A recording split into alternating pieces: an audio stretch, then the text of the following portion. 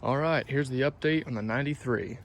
So Charlie Pitcher at New Era Performance finished the motor build. We had it stripped down to a bare block. Actually, the whole frame, it was just the frame with the front end ripped out. The engine bay was repainted the OEM color, and it is now the nicest part of the truck. That being said, on the cold side over here, that is a Crazy Carl dual intake plenum. All the fuel lines had to be adjusted to fit around it. There is a Keating tappet cover just below, and that has some of Charlie's own work there with his catch can setup. And then to the right of that is a far from stock hydro boost. We went for Lin for the injection. It's a 300cc pump with 5x16 VCO injectors. And then there's also Crazy Carl linkage there. At the bottom, Borgeson high output power steering pump.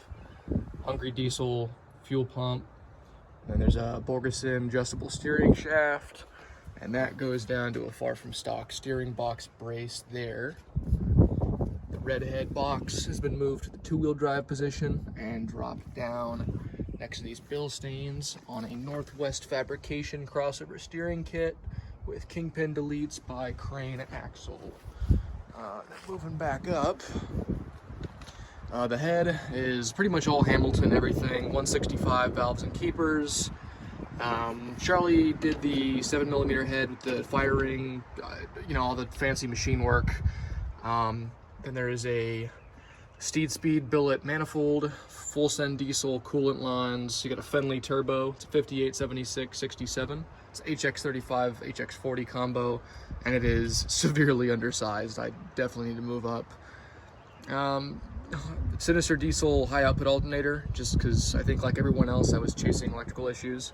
There's all kinds of goodies in here. Alligator Performance billet oil squirters, BD frost plug deletes, all that kind of stuff.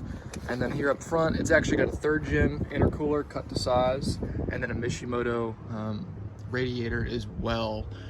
There's a fluid damper down there, and a 178/208 cam.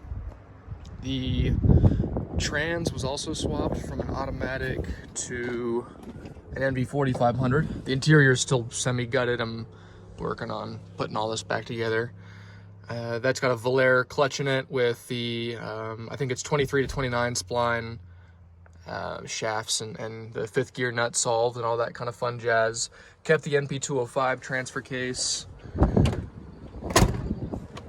And then Alcan springs, custom made in the front and rear with 10-inch wide 16 Pro Comp 69s, and those are wrapped in 33s. I am going to drop the size probably to 31.5s, just because when I put these LE fenders back on and I get my paw step sides, I highly doubt it's going to clear those wheels.